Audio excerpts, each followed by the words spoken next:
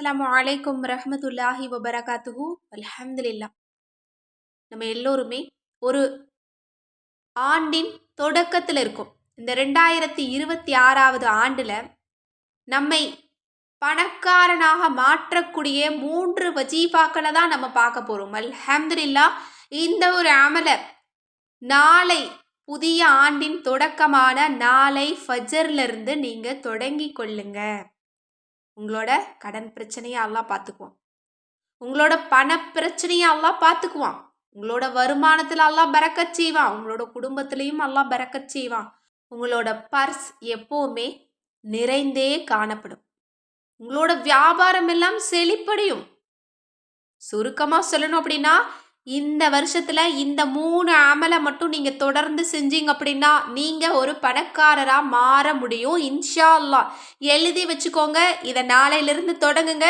அடுத்த வருஷம் இந்த செல்வத்துல நீங்க எந்த அளவு உயர்ந்திருக்கீங்க அப்படிங்கிறத நீங்களே கணிச்சுக்க முடியும். அந்த அளவு ஒரு சிறப்பு மிகுந்த ஒரு வல்லமை மிகுந்த ரசூலுல்லாஹ் நமக்கு சொல்லி கொடுத்த அழகான 3 அமல்களை தான் நம்ம பார்க்க போறோம். இதை நாளை காலை புதிய வருடத்தின், அதாவது 2026வது வருடத்தின் தொடக்கத்துல ஆரம்பிச்சுக்கோங்க. அடுத்த 2027 வரும்போது இன்ஷா அல்லாஹ் நீங்களும் உங்களோட குடும்பமும் பெரிய பெரிய செல்வந்தர்களுக்கு நிகராக நீங்க மாற முடியும். அல்ஹம்துலில்லாஹ். எல்லாம் வல்ல அல்லாஹ் தஆலா நம்ம அனைவருக்குமே அப்படிப்பட்ட செல்வத்தை பரக்கத்தா கொடுக்கட்டும். ஏன்னா இன்றைக்கு நம்ம எல்லோருடைய பிரச்சனையுமே இந்த பண பிரச்சனை தான். இது ஒன்று மட்டும் இருந்துச்சு அப்படின்னா நான் ரொம்ப ரொம்ப சந்தோஷமா இருப்பேன் அப்படிங்கிற நிலைமையில தான் நம்ம வாழ்ந்துட்டு இருக்கோம். இந்த காலத்துல அல்லாஹ் தஆலா பண நெருக்கடியை அதிகமாக கொடுக்குறான். நிறைய டெக்னாலஜி இருக்கு, நிறைய விஷயங்கள் வந்துருச்சு, நிறைய வசதி வாய்ப்புகள் வந்துருச்சு. அதை எல்லாத்தையுமே நம்ம அனுபவிக்கணும் அப்படின்னா கட்டாயம் இந்த பணம் நமக்கு ரொம்ப ரொம்ப அவசியமா இருக்கு. அது மட்டும் இல்ல, நம்ம வசதி வாய்ப்புகளை அனுபவிக்காட்டா கூட சில பல பிரச்சனைகள்ல இருந்து வெளியில வர்றதுக்கே நமக்கு இந்த பணம் ரொம்ப அவசியமா இருக்கு. அது மட்டுமல்ல, சில நபர்களை அன்பா நம்ம பார்த்துக்கிறதுக்கே, அவங்கள பராமரிக்கிறதுக்கே நமக்கு இந்த செல்வம் ரொம்ப ரொம்ப அவசியமா இருக்கு. அப்படிப்பட்ட அவசியமான செல்வத்தை பரக்கத்தா பெற்றுத்தரக்கூடியது தான் இந்த அமல். இன்றைக்கு நிறைய பேர் என்கிட்ட சொல்றது என்ன அப்படின்னா, நீங்க சொல்ற எல்லா அமல்களையுமே நான் பின்பற்றிட்டு தான் வர்றேன். ஆனாலும் எனக்கு நிம்மதி இல்லை, என்னுடைய கடன் தீர மாட்டேங்குது, என்னுடைய பிள்ளைகள்லாம் கடன்ல மாட்டிட்டு கஷ்டப்படுறாங்க அப்படின்னு வயதானவர்கள் சொல்லி கொண்டு அழுகும்போது தான் நமக்கு ரொம்ப ரொம்ப கஷ்டமா இருக்குது. வயசான காலத்துல எனக்கு நிம்மதி இல்லைம்மா, மௌத்து வந்தா எனக்கு சந்தோஷம்தான், ஆனா என்னுடைய பிள்ளைகளை இந்த நிலைமையில விட்டுட்டு போகும்போது எனக்கு ரொம்ப கஷ்டமா இருக்கு அப்படின்னு எல்லாம் நிறைய பேர், நிறைய தாய்மார்கள் கேட்குறாங்க. அல்லாஹ் தஆலா அப்படிப்பட்ட கடன்ல இருந்தெல்லாம் எல்லா மக்களையுமே காப்பாற்றணும் இந்த ஆண்டுல. எனவே இன்ஷா அல்லாஹ் நம்ம எல்லோருக்குமே இந்த வருடத்துல நிம்மதியை தரக்கூடிய, மகிழ்ச்சியை தரக்கூடிய, கை நிறைய செல்வத்தை பறக்கத்தா வாரி வழங்கக்கூடிய 3 முத்தான அமல்களை தான் நான் சொல்ல போறேன். இன்ஷா அல்லாஹ் நாளை ஃபஜ்ர்ல இருந்து நீங்க இதை தொடங்கிக்கோங்க. கட்டாயம் தொடங்குங்க. அல்ஹம்துலில்லாஹ். உங்க கை குளிர அல்லாஹ் தஆலா செல்வத்தை பறக்கத்தா கொடுப்பான். எல்லாமே ரொம்ப இலகுவான அமல் தான். இப்போ முதல் அமல் என்ன அப்படிங்கிறத பார்க்கலாம். ஒருவர் அண்ணல் நபி ஸல்லல்லாஹு அலைஹி வஸல்லம் அவர்களிடம் வந்து, என் கை பரக்கத் இல்லாமல் இருக்கிறது என்று கூறி முறையிட்டார். அப்பொழுது அண்ணல் நபி ஸல்லல்லாஹு அலைஹி வஸல்லம் அவர்கள் கிழக்கு வெளுக்கும் நேரம் தொடுத்து வைகறை தொழுகைக்கான நேரம் வரையில் 100 தடவை சுப்ஹானல்லாஹி வபிஹம்திஹி சுப்ஹானல்லாஹில் அலீம் அஸ்தக்ஃபிருல்லாஹ் என்று வழக்கமாக ஓதிவாரும். உலகமும் உலகாதாய பொருட்களும் காலடியில் தாழ்மையுடன் வந்து சேரும் என்று கூறினார்கள். அல்ஹம்துலில்லாஹ். ரொம்ப எளிமையான ஒரு திக்ர் தான். ஆனா இதை நம்மள எத்தனை பேர் சரிவர கடைபிடிக்கிறோம் அப்படின்னா கேள்விக்குறிதான். ரொம்ப ஈஸியானது. ரசூல்லா திட்டவட்டமா நமக்கு சொல்லிட்டாங்க. அதாவது தஹஜ்ஜுல நம்ம ஃபஜ்ருடைய பாங்கிற்கு முன்னாடியே இந்த ஒரு தஸ்பீஹை 100 தடவை நம்ம ஓதிட்டோம் அப்படின்னு சொன்னா இந்த உலகத்தில் இருக்கக்கூடிய அனைத்து பொருட்கள்லையுமே நமக்கு அல்லாஹ் தஆலா பரக்கத் பொழியறான். அனைத்து விதமான செல்வத்தையும் நம்முடைய காலடியில கொண்டு வர்றான் அப்படின்னு ரசூலுல்லாஹி ஸல்லல்லாஹு அலைஹி வஸல்லம் அவங்க சொல்லியாச்சு. அதனால இந்த ஒரு அமலை நீங்க வழமையா நாளை முதல் தொடங்க ஆரம்பிச்சிருங்க. இதுவே போதுமானது. அல்ஹம்துலில்லாஹ். அடுத்து இரண்டாவது நம்ம பார்க்கக்கூடிய ஒரு அமல் என்ன அப்படின்னா, ஒரு திருக்குர்ஆனுடைய ஒரு சிறந்த சூரா. அது என்ன சூரா அப்படின்னா, அது நம்ம எல்லோருக்குமே தெரிஞ்ச ஒரு சூரா தான். சூரா வாக்கியா. சூரா வாக்கியாவை ஒவ்வொரு இரவும் ஓதுகிறவனுக்கு வறுமை ஏற்படாது, வறுமைக்கு அஞ்ச வேண்டியதில்லை அப்படின்னு ரசூலுல்லாஹி ஸல்லல்லாஹு அலைஹி வஸல்லம் அவங்க திட்டவட்டமா நமக்கு சொல்லியிருக்காங்க. இதனால தான் இப்னு மசூத் ரலியல்லாஹு அன்ஹு அவங்க தன்னுடைய மரண தருவாயில படுத்த படுக்கையா இருக்காங்க. உதுமான் ரலியல்லாஹு அன்ஹு அவங்க வர்றாங்க இவங்கள பார்க்கறதுக்கு. அவங்க ஒரு பெரிய ஒரு அரசர் நிலையில இருக்கிறாங்க. அவங்க வரும்போது 2 பெண் பிள்ளைகள வச்சிருக்கீங்க. நான் ஏதாவது உதவி செய்யணுமா? அப்படின்னு கேட்கும்போது, இல்ல என்னுடைய பெண் பிள்ளைகளுக்கு தேவையானத நான் சொல்லிக் குடுத்துட்டேன். அதாவது ரசூலுல்லாஹ் சொல்லியிருக்காங்க. சூரா வாக்கியாவ ஓதுனா போதும் அப்படின்னு. நான் என்னுடைய பெண் பிள்ளைகள தினசரி இத ஓதிட்டு வாங்கன்னு நான் சொல்லியிருக்கேன். அதுவே அவங்களுக்கு போதுமானது. உங்களுடைய உதவிய நீங்க இன்னும் முடியாதவங்களுக்கு கொடுத்து உதவுங்க அப்படின்னு சொல்லியிருக்காங்க. அல்ஹம்துலில்லாஹ். இதுல எவ்ளோ நெறைய விஷயங்கள் இருக்கு பாருங்க. இப்படி ஒரு முடியாத ஒரு சூழ்நிலையில 2 பெண் பிள்ளைகள வச்சிருக்கக்கூடியவங்க உதவி வந்துச்சு அப்படின்னா விடுவாங்களா?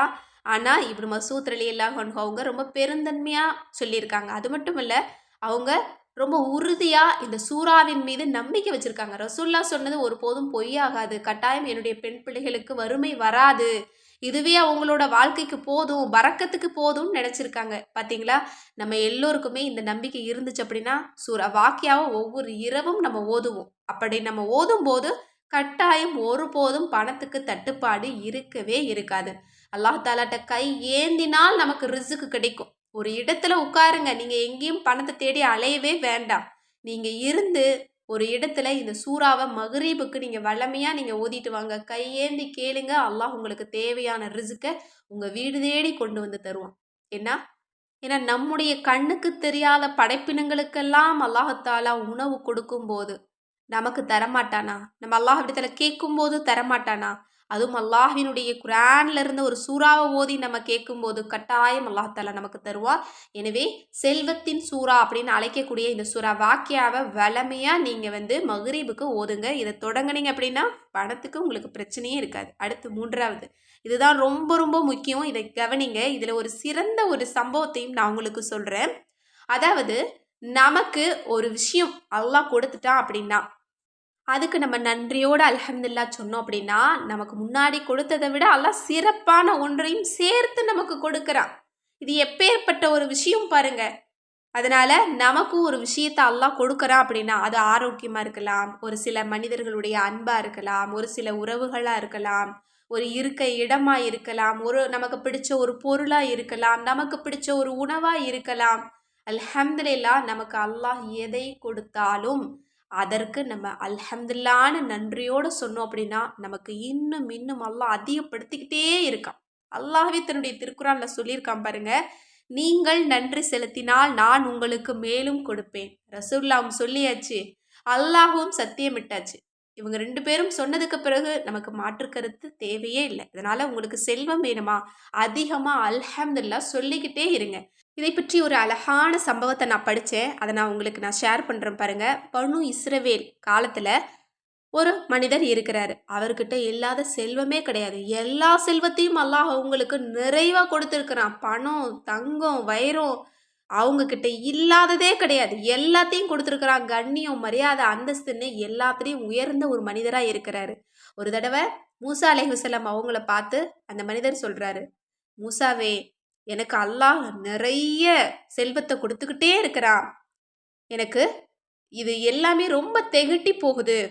எனக்கு இது போதும்னு தோணுது." அப்படின்னு சொல்லும்போது மூசா அலைஹிஸ்ஸலாம் அவங்க சொல்றாங்க, "அப்படின்னா நீங்க அல்லாஹ்வுக்கு நன்றி செலுத்துறத குறைச்சுக்கோங்க. அல்லாஹ் உங்களுக்கு கொடுக்கறத குறைச்சுக்குவான்." அப்படின்னு சொல்லும்போது அந்த மனிதர் சொன்னாராம், "மூசாவே, இவ்வளவு அல்லாஹ் என்ன தேடி பிடிச்சு இவ்வளவு நியாமத்துக்கள கொடுக்கும்போது நான் எப்படி அல்ஹம்துலில்லாஹ் சொல்லாம இருக்க முடியும்? நன்றி செலுத்தாம நான் எப்படி இருக்க முடியும்?" அப்படின்னு சொல்லிட்டு அந்த நிமிஷம் அதற்கு பக்கத்துல இருந்த ஒரு மரத்துல ஒரு மாதுளம்பழம் இருந்துச்சாம். அத புடுங்கி அல்ஹம்துலில்லாஹ் அத புடுங்கும்போது செடியிலிருந்து பறிக்கும்போது அல்ஹம்துலில்லாஹ் சொல்லிட்டு அந்த மனிதர் வாய்க்கு கொண்டு போகும்போது அந்த மாதுளம் பழம் தங்கமா மாறுச்சாம். இது ஹதீஸ் குத்சியில ஒரு அழகான ஒரு சம்பவமா இருக்கு. எப்படின்னு பாருங்க. அல்லாஹ் தஆலா மேலும் மேலும் கொடுக்கணும் உங்களுக்கு அப்படின்னு நினைச்சீங்கன்னா, நாள் முழுக்க ஃபஜர் இல்ல, லுஹர் இல்ல, அஸ்ர் இல்ல, மக்ரிப் இல்ல, நீங்க எந்த வேலை செஞ்சாலும் அல்லாஹ் உங்களுக்கு எதை கொடுத்தாலும் அல்ஹம்துலில்லாஹ் சொல்லிக்கிட்டே இருங்க.